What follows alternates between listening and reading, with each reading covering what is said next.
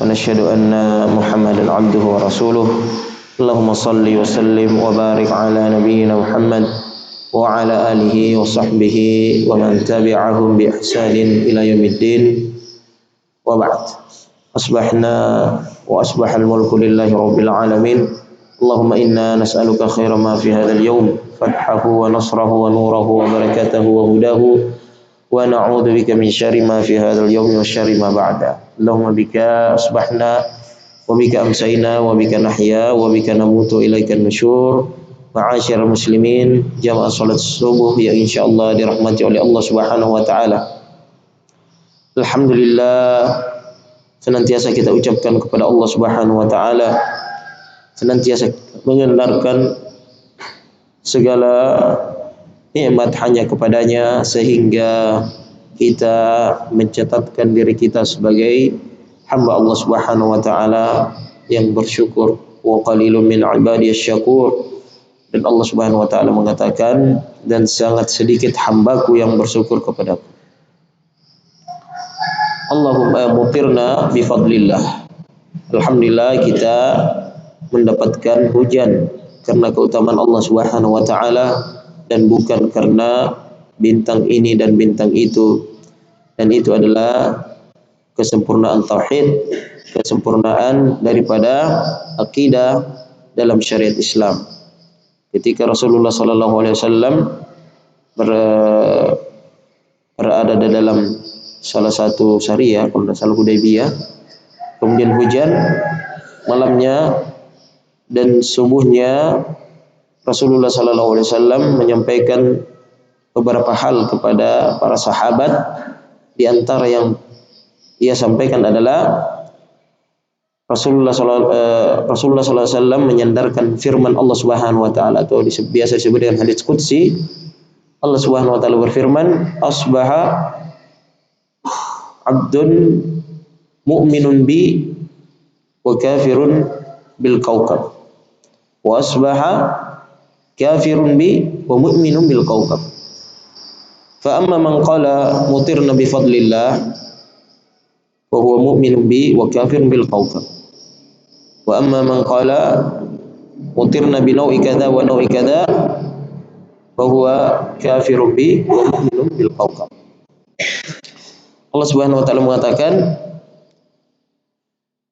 di waktu subuh hambaku ada yang beriman kepadaku dan kufur kepada bintang-bintang, dan ada yang beriman kepada bintang-bintang dan kufur kepadaku. Dan orang-orang jahiliyah dulu menyandarkan hujan itu dan lain-lain sebagainya kepada bintang-bintang. Maka Allah Subhanahu wa taala mengatakan, siapa yang mengatakan butirna bi fadlillah, kami mendapatkan hujan karena keutamaan Allah Subhanahu wa taala, maka itulah orang yang beriman kepadaku dan kafir terhadap bintang-bintang. Dan siapa yang mengatakan kita mendapatkan hujan karena bintang ini dan bintang itu, maka dialah yang kafir kepadaku dan beriman kepada bintang-bintang tersebut. Ucapan sebenarnya itu adalah bukti daripada keimanan, bukti kepada ketauhidan yang menggambarkan keselamatan hati seseorang dari kesyirikan atau dari noda-noda kesyirikan. Kita lanjutkan bacaan kita dalam surah Al-Ankabut. Sekarang kita masuk kepada ayat 18. A'udzu billahi minasy syaithanir rajim. Wa in tukadzibu faqad kadzdzaba umamun min qablikum wa ma 'ala ar-rasuli illal balaghul mubin. Wa in tukadzibu, dan jika kalian didustakan, faqad kadzdzaba umamun min qablikum, maka sungguh telah berdusta. Jika kalian berdusta, mendustakan ajaran ini, maka sungguh umat-umat sebelum kalian juga melakukan hal yang sama, hal yang merupakan pengingkaran, pendustaan terhadap apa yang dibawa oleh para rasul. Dan ini adalah garis tegas atau kemudian satu hal yang memang Allah Subhanahu wa taala tetapkan sunnatullahi sunnata man qad arsalna qablaka min rusulina. Ini adalah sunnah, ini adalah jalan atau ketetapan dari Allah Subhanahu wa taala yang telah ditetapkan kepada rasul-rasul sebelumnya. Sebelumnya Allah Subhanahu wa taala mengatakan wa iyyakadu ayyastafizzunaka minal ardi liyukhrijuka minha. Ketika mereka ingin mengeluarkan engkau Muhammad, menangkapmu dan mengeluarkan engkau dari kampung. Wa idzal la yalbasuna khilafaka illa qalila. Tapi mereka itu tidak akan hidup lama. Tidak akan lama mereka hidup. Pembangkang ini tidak akan mereka lama hidup. Kemudian Allah Subhanahu wa taala mengatakan sunnata man qad arsalna qablaka min rusulina. Bahwa ini adalah sunnah. Memang beginilah yang harus dilalui para nabi dan orang-orang yang mengikuti nabi ketika membawa ajaran Islam ini, dia akan selalu mendapat hadangan dan rintangan dari kaumnya. Dan itulah yang disampaikan oleh Waraqah bin Naufal ketika Rasulullah SAW menceritakan tentang pertemuannya dengan Jibril alaihissalam. Dia mengatakan bahwa itu adalah namus. Orang Yahudi mengatakan namus Jibril yang datang kepada Musa. Maka dia mengatakan, kalau saya masih muda, maka saya akan menjadi penolongmu yang paling tangguh. Dan saya berharap saya masih hidup ketika engkau dikeluarkan oleh kaummu dari Mekah. Kata Rasulullah SAW, saya akan dikeluarkan. Bilang iya. Tidak ada seorang nabi pun yang membawa seperti apa yang kau bawa kecuali dia dikeluarkan dari negerinya atau dari kampungnya. Itu adalah memang ketetapan yang telah ditetapkan oleh Allah Subhanahu wa taala. Wa in tukadzibu, kalau kalian mendustakan ajaran ini, kata Ibrahim alaihissalam, faqad kadzdaba umamun min qablikum. Sungguh telah berdusta sudah banyak umat-umat kalian juga yang berdosa seperti kalian. Dua hal sini bahwa kebanyakan atau mayoritas para nabi itu didustakan oleh kaumnya. Tetapi apa yang terjadi terhadap kaum-kaum yang mendustakan itu adalah kehancuran. Bahwa Nabi Ibrahim di sini mengatakan, kalau kaum mau mendustakan, tidak ada paksaan dalam agama ini. Kalau kaum mau mendusta, silakan. Ada juga orang-orang sebelum kamu, Ad, Tsamud, yang mendustakan ajaran Allah Subhanahu wa taala, tapi mereka diazab. Mereka akibatnya dari pembangkangan itu mereka diazab oleh Allah Subhanahu wa taala dengan azab yang sangat keras dan sangat pedih. Dan ini adalah jalan para nabi dan para pengikut nabi. Makanya memang berpegang teguh dalam agama ini, kita akan selalu mendapatkan musuh, mendapatkan orang-orang yang membenci kita. Apalagi di akhir zaman, la ya'tiyanna 'alan nasi zamanun al-qabidu 'ala dinihi kal qabidu 'alal jamar. Akan datang satu zaman, siapa yang berpegang teguh dengan agamanya, maka dia seperti memegang bara api. Dilepas, hilang agama, dipegang, akan membuat kita menderita, tetapi itulah yang akan menyelamatkan kita.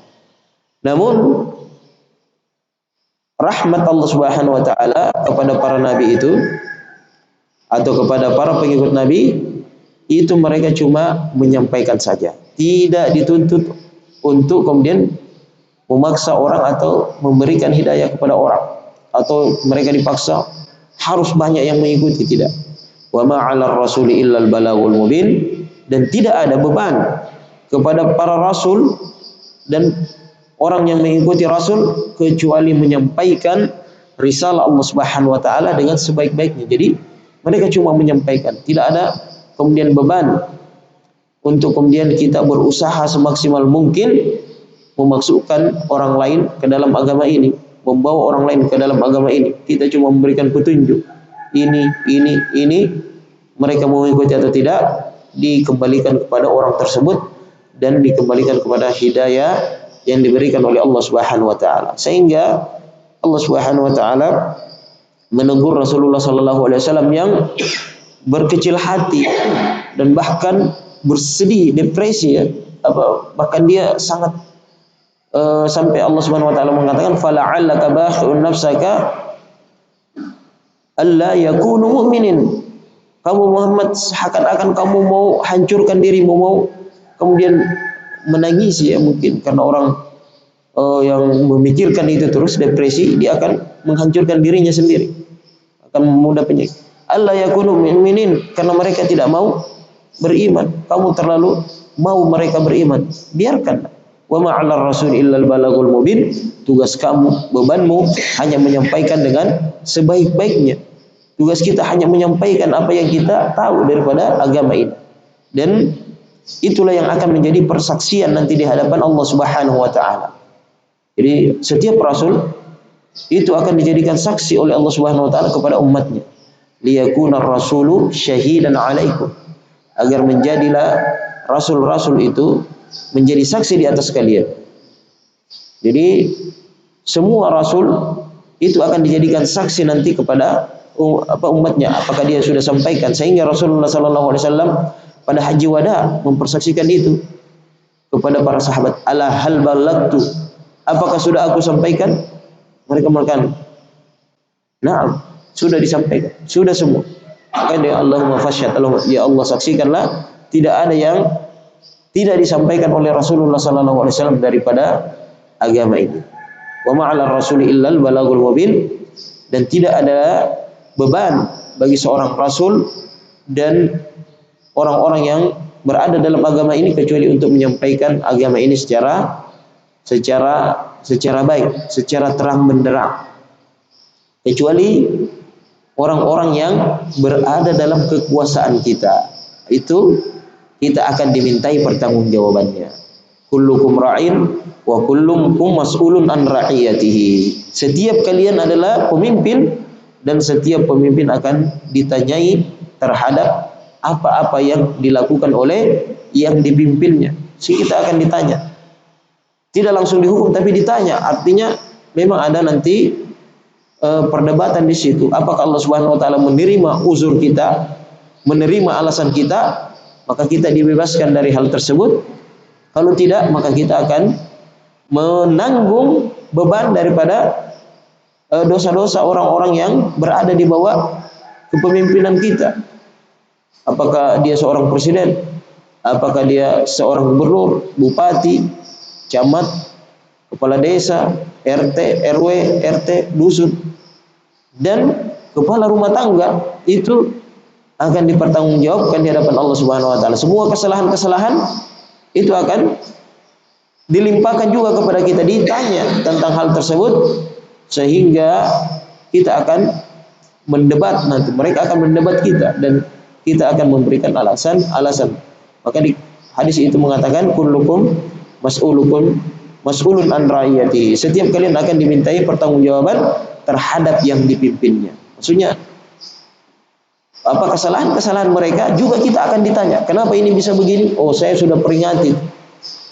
Mungkin ditanya, oh dia cuma satu kali diperingati.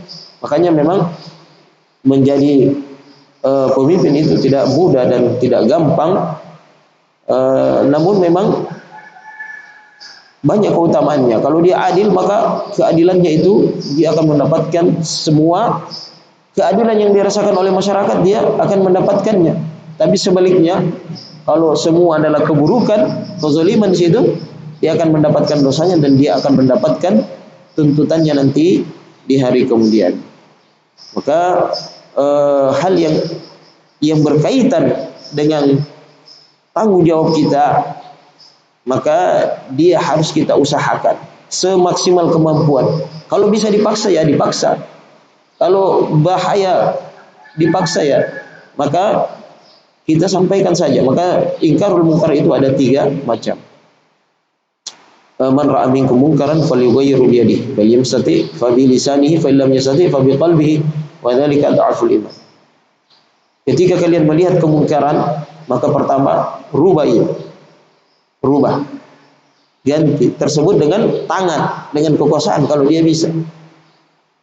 Yang kedua, kalau tidak bisa, dia tidak punya wewenang dalam hal itu, maka dengan lisannya dia menyampaikan. Kalau tidak bisa juga dengan lisannya, dia tidak mampu juga, dia adalah orang yang lemah, maka ia membenci hal tersebut di dalam hatinya. Dia tidak suka hal tersebut di dalam hatinya dan meninggalkan tempat maksiat tersebut. Maka itu diantara cara dalam agama Islam ini untuk kita menyampaikan atau kita mengingkari kemungkaran. Wa ma'alar rasuli illal balagul mubin, dan tidak ada beban bagi rasul itu kecuali menyampaikan dengan sebenar-benarnya dan seterang-terangnya. Maka itulah di dalam Islam la ikraha fid din, tidak ada paksaan dalam agama. Faman syaa'a falyu'min wa man syaa'a falyakfur. Siapa yang mau beriman maka silakan beriman, siapa yang mau kufur, ingkar kepada Allah Subhanahu wa taala, silakan melakukan keingkarannya, namun semuanya ada pertanggungjawabannya di hadapan Allah Subhanahu wa taala. Jemaah sekalian yang insyaallah dirahmati oleh Allah Subhanahu wa taala, kita masih melakukan penggalangan dana untuk saudara-saudara kita di Palestina. Untuk saudara-saudara kita yang khususnya di Gaza yang sekarang dikepung, dan informasi terakhir pertarungan sangat sengit di utara Gaza yang merupakan medan pertempuran antara Zionis laknatullah alaih dengan saudara kita di Gaza. Mereka masih berusaha untuk masuk dan menguasai Gaza bagian utara. Dan kita sebagai saudara seorang sesama muslim, dan kemudian berjihad itu ada dua macam atau tiga macam. Berjihad yang paling utama adalah jihad dengan harta dan jiwa, kemudian berjihad dengan jiwa, dan kemudian berjihad dengan harta kita.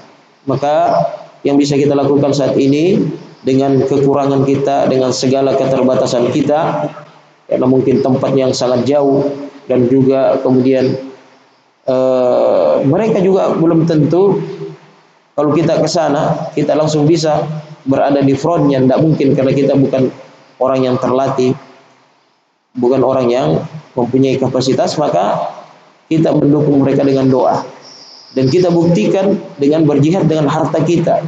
Innallaha ashtara minal mu'minina anfusahum wa amwalahum bi anna lahumul jannah. Sesungguhnya Allah Subhanahu wa taala membeli jiwa dan harta seorang mukmin itu dengan bayaran surga Allah Subhanahu wa taala. Mudah-mudahan dengan harta kita yang sedikit nilainya ini menetapkan pahala kepada kita sebagaimana yang mereka dapatkan di medan jihad. Karena Rasulullah sallallahu alaihi wasallam mengatakan dalam riwayat Bukhari, ada dalam riwayat Ibnu Majah dari Jabir bin Abdullah, Rasulullah mengatakan inna bil madinati aqwaman ma salaktum syi'ban wala ma qata'tum syi'ban wala wadiyan illa syarakukum fil ajar habasahumul udur. Bahwa ini ketika perang Tabuk, ya, perang yang sangat jauh, dan sebahagian sahabat tidak bisa ikut karena keterbatasan kendaraan pada waktu itu, sehingga Rasulullah SAW tidak memberikan izin kepada mereka karena sangat jauh, akan membuat mereka kelelahan kalau jalan kaki. Maka diabadikan dalam surah Taubah, wala 'alal ladina idza ma atauka litahmilahum qulta la ajidu ma ahmilukum alaihi tawallaw wa ayunum tafidhu minad dam'i hazana. Dan juga tidak ada dosanya bagi orang-orang yang datang kepadamu Muhammad, mereka ikut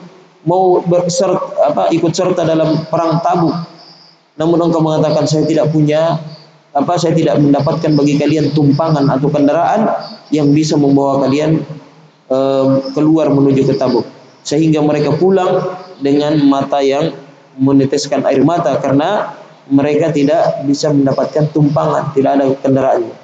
Oleh sebab itu Rasulullah SAW mengatakan orang-orang ini yang berada di Madinah, dia tidak pergi ke medan pertempuran, tetapi tidaklah kalian melalui satu bukit, dan tidaklah kalian memotong satu jalan, satu lembah, melalui satu lembah, kecuali semua pahala yang kalian dapatkan mereka juga dapatkan. Mereka tidak bisa berada di sana karena mereka terhalang satu uzur, satu alasan yang dibenarkan dalam syariat, sehingga kita berharap, karena kita tidak bisa ke sana, minimal dengan harta-harta kita membuktikan bahwa kita sebenarnya bersama mereka dalam perjuangan mereka, sehingga kita mendapatkan pahala yang mereka dapatkan juga dalam jihad fisabilillah. Dan ini adalah puncak daripada agama Islam. Wa dirwatu sanamihi al-jihad, dan puncak atapnya daripada Islam ini adalah jihad fisabilillah. Mari kita doakan saudara-saudara kita sehingga mereka senantiasa ditolong dan diberikan kemenangan oleh Allah Subhanahu wa taala. Tinggal itulah satu-satunya harapan kita di Palestina, tinggal Gaza ini yang kemudian yang mereka senantiasa bertahan dan selalu tidak menyerah menghadapi orang-orang kufur, terutama orang-orang Zionis, orang-orang Yahudi yang menginginkan kehancuran bagi umat Islam di sana. Mereka menginginkan membangun yang namanya negara Israel Raya yang meliputi Syam, dan masih banyak sebenarnya yang mereka inginkan daripada negeri-negeri Islam. Semoga Allah Subhanahu wa taala memudahkan kita, senantiasa kita memberikan empati, kita memberikan